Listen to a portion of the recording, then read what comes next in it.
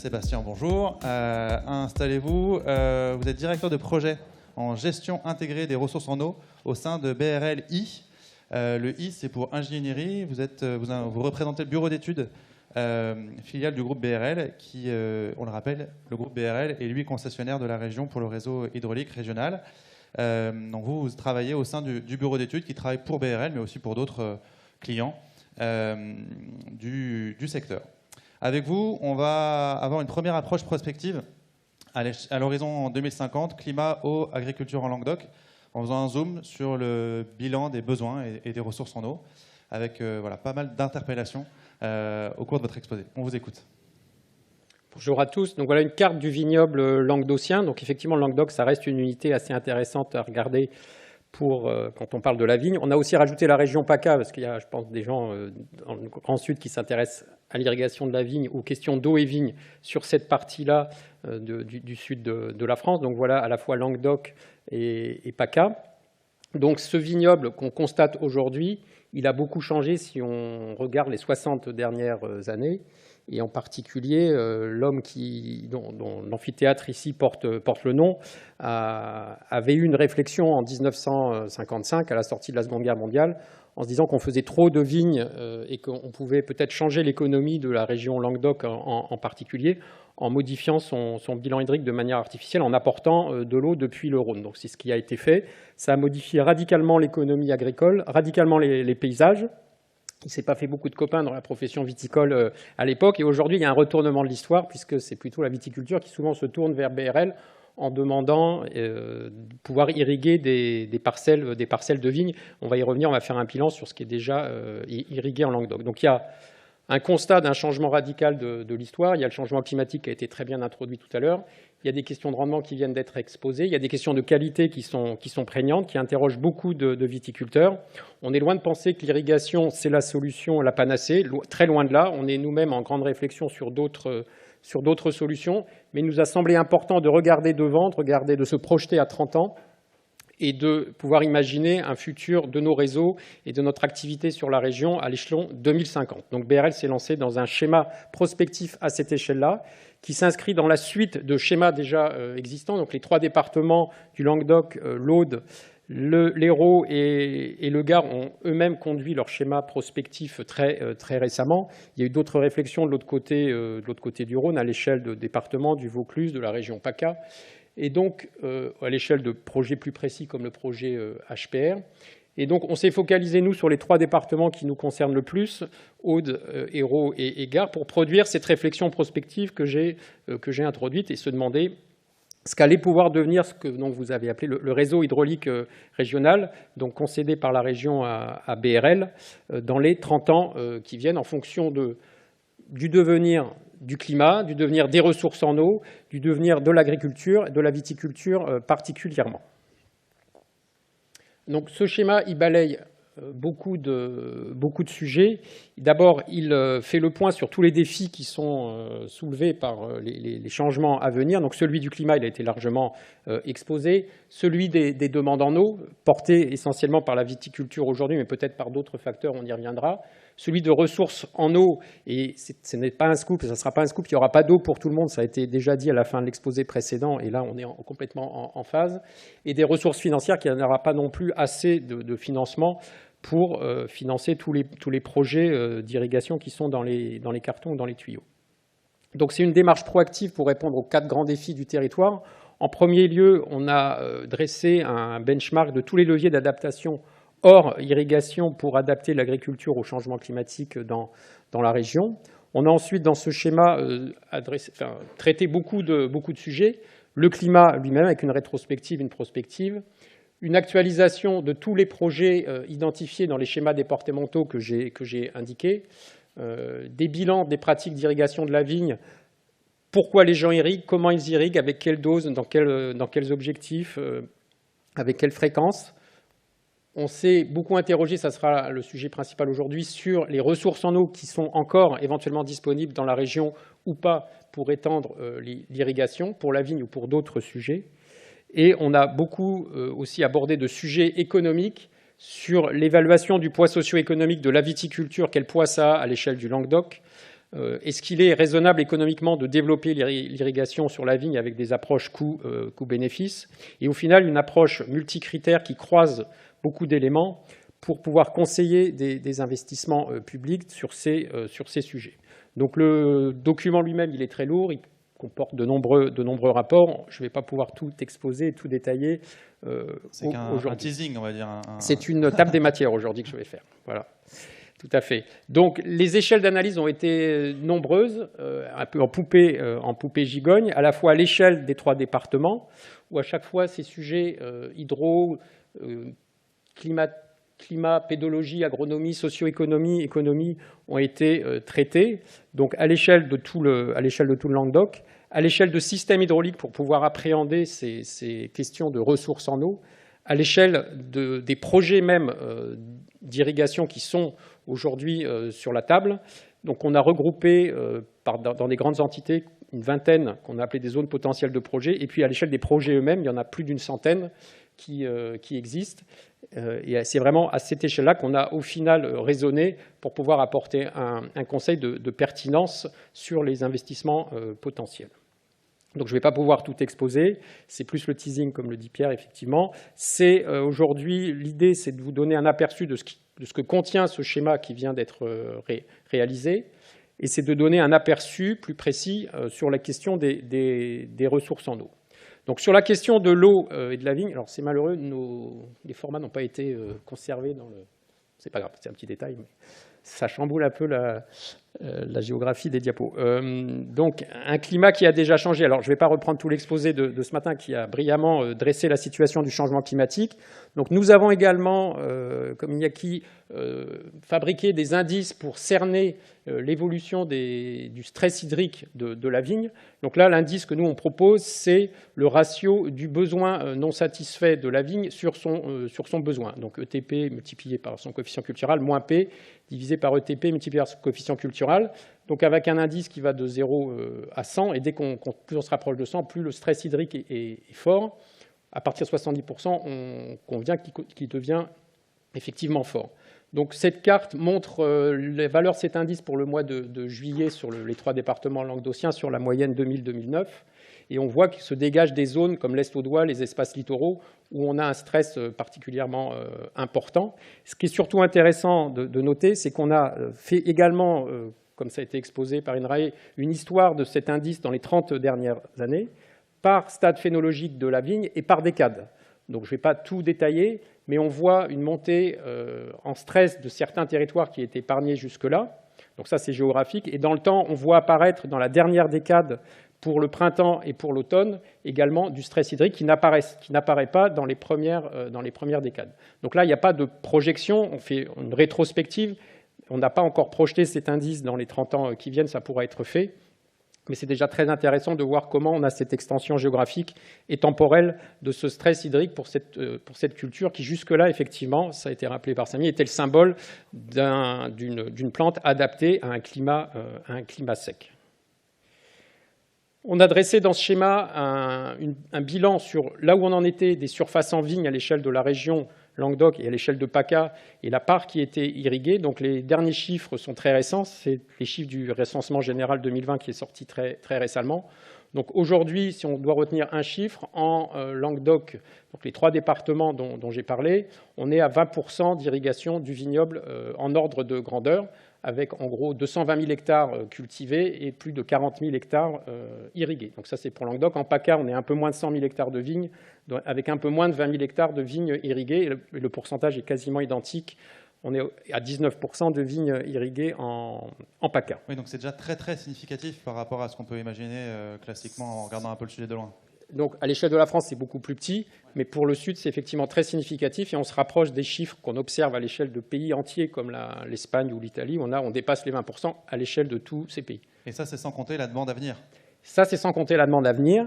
Et donc, on a aussi regardé dans ce schéma, fait la synthèse de toutes les demandes qui étaient portées dans les schémas départementaux, nous-mêmes aussi prospectés pour affiner ces chiffres, et on arrive à cet ordre de grandeur. Donc, parmi les 220 000 hectares, on en a déjà 40 000 irrigués. Donc là, je reviens sur le seul Languedoc.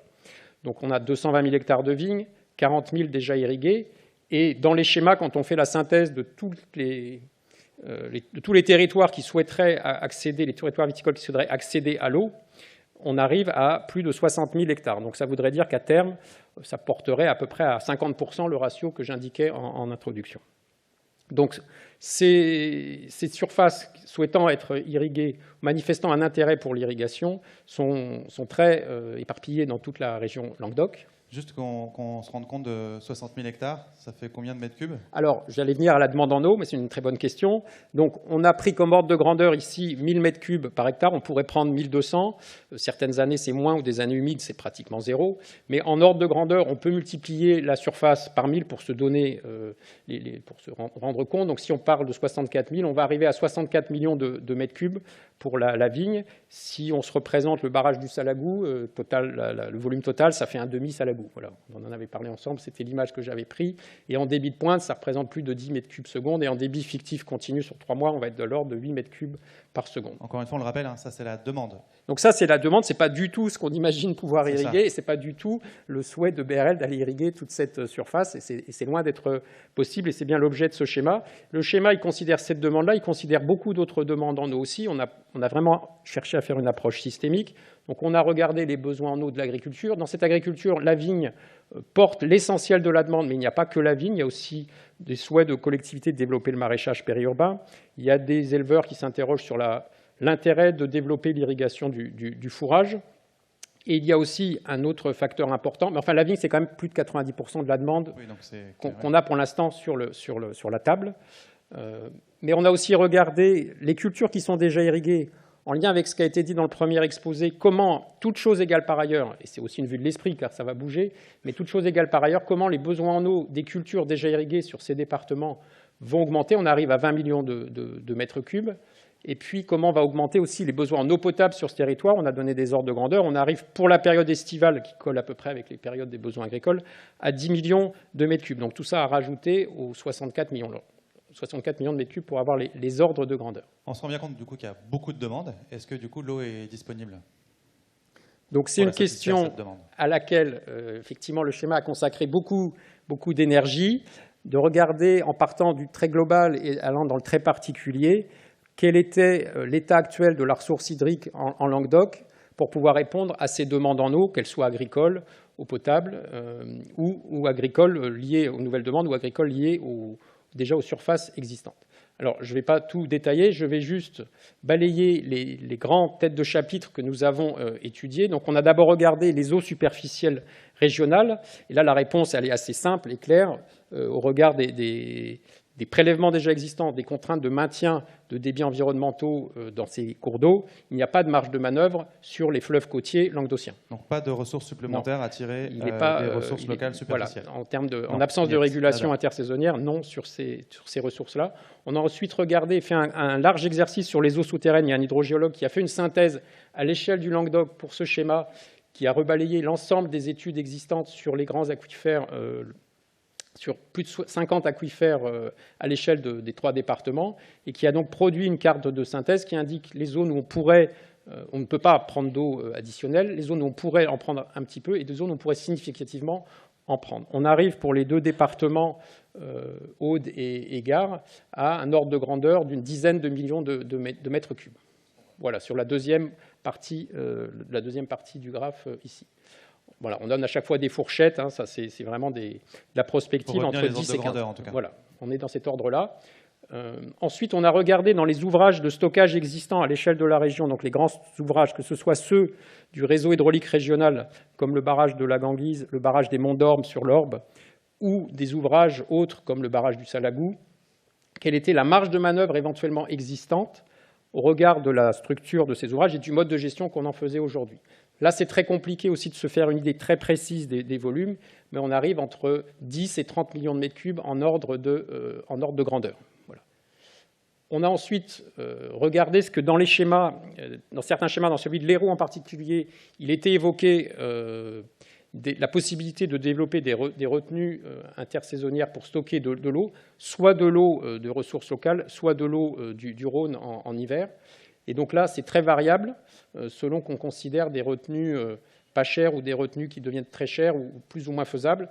Donc la fourchette est très large, entre 7 et 50 millions de mètres cubes.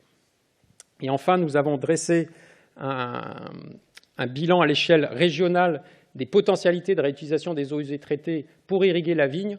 On a dressé des cercles de 2 km autour de toutes les stations de la région. On a regardé ces surfaces en vigne, si elles se trouvaient donc, dans les périmètres des stations d'épuration. On voit sur cette carte l'ensemble des stations d'épuration de la région. On a regardé le vignoble qui s'y trouvait à proximité. Et on a dressé le potentiel vraiment très théorique de réhute pour le vignoble languedocien dans ce schéma. Je dis très théorique parce que, de notre point de vue, en fait, il y a peu ou pas de cas où ce serait réellement faisable sans impact hydrologique sur les ressources locales, dont j'indiquais au début qu'elles étaient déjà saturées en prélèvement, puisque ne plus rejeter ces eaux reviendrait finalement à prélever de l'eau sur ces ressources. On aura des présentations sur ces sujets, on pourra y revenir. C'est pas zéro, mais on dit voilà, qu'il faut faire attention sur ce sujet-là. Ça peut être intéressant sur la solution. Ça ne sera pas. Non. Voilà sur comment on a travaillé à l'échelle globale. Donc à l'échelle globale, on a plutôt des bonnes nouvelles si on regarde la fourchette de l'ensemble des ressources en eau entre les minimums et les maximums. Ça représente 30 à 140% des besoins que j'ai indiqués précédemment. Mais ça, c'est vraiment une vue en grand à l'échelle languedocienne et ça cache des détails très complexes à l'échelle de différents systèmes au droit desquels nous avons dressé des bilans en eau beaucoup plus précis. Et donc là, l'affaire se corse très, très, très fortement. On a découpé le Languedoc en grands systèmes hydrauliques qui regroupent des entités cohérentes sur un plan hydrologique, hydrogéologique et aussi hydraulique, avec les systèmes en place en termes de transfert d'eau ou de stockage d'eau. Donc je ne détaille pas, mais c'est pour indiquer la méthode. Donc on a ces grands systèmes, et c'est pour dire qu'à l'échelle de chacun de ces grands systèmes, nous avons repris l'effort de bilan en eau et regardé pour chacun d'eux comment se situait la ressource en eau au regard des demandes locales concernant ces systèmes. Donc sans du tout rentrer dans le détail, mais pour montrer la complexité du travail accompli, voilà par exemple ce que ça peut donner sans regarder les chiffres, mais pour comprendre ce qu'on a fait. Donc on a mis en bleu les ressources, en vert les demandes. Sur un système comme le système Hérault, on a 2 ouvrages de stockage, on a un fleuve côtier, on a un adducteur transversal qui amène de l'eau du Rhône sur le secteur, on a un ouvrage de navigation historique, le canal du Midi, et on regarde le bilan. Qu'est-ce qu'on pourrait irriguer sur le système Hérault? On arrive à des marges de manœuvre qui vont être beaucoup plus modestes que les grands chiffres que je donnais tout à l'heure pour chacun de ces systèmes. Donc on va avoir au final des systèmes pour lesquels on a en tête que les ressources en eau vont permettre de satisfaire tout ou partie de la demande, et d'autres systèmes pour lesquels ça va être complètement le contraire. On prend 2 extrêmes, les systèmes qui sont au bord du fleuve Rhône, et on a aussi fait la synthèse de ce qu'on pouvait dire aujourd'hui de la ressource Rhône, sont plutôt bien lotis, et des systèmes comme celui des Corbières, sur des zones très sèches, avec très peu ou pas de ressources locales, excepté des ressources souterraines profondes, vont être beaucoup plus handicapés pour accéder à la ressource en eau. Là, je prends 2 extrêmes, je caricature. Il y a des choses plus nuancées entre les deux sur le système Orbe, sur le système Hérault. Ce sera intéressant peut-être croiser les cartes qu'a produit Hervé avec celle-ci pour voir si les 7 zones qu'il a identifiées correspondent ou pas avec ces systèmes hydrauliques. Pour conclure, peut-être, Sébastien. Alors, pour conclure, donc effectivement, ça serait une bonne nouvelle de reprendre ces découpages pour rajouter peut-être une colonne ou compléter notre colonne pédologique et agronomique. On a cherché donc à croiser l'ensemble des facteurs que j'ai indiqués en introduction. Donc hydrologie, je viens de le détailler, climatique, pédologique, agronomique, socio-économique, les dynamiques économiques, pour pouvoir conseiller les investisseurs. Si aujourd'hui je devais investir, où est-ce qu'il est intéressant de le faire, et selon différentes politiques. On n'a pas pris parti sur des politiques. Est-ce que je vais aider des zones qui n'ont vraiment pas d'eau, qui sont en difficulté économique, ou au contraire, il y aura un effort de mise sur des zones qui sont déjà dynamiques, qui se trouvent pas loin de ressources, pour lesquelles ça coûtera moins cher. Sachant que les coûts d'investissement en ordre de grandeur sont de quelques milliers à plusieurs dizaines de milliers d'euros par hectare pour irriguer la vigne, qu'au total, le schéma dont on parle ici, si on prend la partie des 64 000 hectares qui font l'objet de schémas plus précis, c'est-à-dire que là on arrive à 55 000 hectares, on dépasse le milliard d'euros en total d'investissement. Voilà, on retient de ce message qu'il y a des arbitrages politiques, à mener à l'échelle de la filière et aussi de la région, j'imagine. Et surtout à croiser cette réflexion avec la première que j'ai indiquée, et que l'ensemble des territoires devront de toute façon s'intéresser à d'autres solutions que la seule irrigation et de croiser ces solutions, et que ce n'est pas du tout une solution magique dont on parle ici. Au contraire, on a tâché de ramener les choses à la raison en disant combien c'était cher et combien c'était gourmand en eau. Voilà. Et surtout, on a essayé de s'imaginer que peut-être dans 30 ans, la vigne ne serait pas ce qu'elle est et que les territoires agricoles allaient changer, et qu'aussi on ne peut pas raisonner les réseaux d'irrigation quand on parle de 100 ans ou 200 ans pour ces réseaux avec seulement une culture, et qu'il faut imaginer peut-être que certains réseaux avec une demande viticole aujourd'hui auront un autre destin. Il n'y a qu'à repenser à ce que je disais en introduction. Donc en 1955, quand M. Lamour imaginait BRL, il n'imaginait pas qu'on irriguerait de la vigne. Voilà. Merci beaucoup, Sébastien. On peut l'applaudir pour cet exposé. Le rapport est dans les mains de BRL et de la région en cours de finalisation. Voilà, à ce stade, il est dans les mains de la maison mère BRL. Il est en discussion avec la région le concédant à BRL. Il n'est pour l'instant pas public. Mais voilà, affaire à il suivre. aura un destin, pour l'instant, à être diffusé à terme. Affaire à suivre.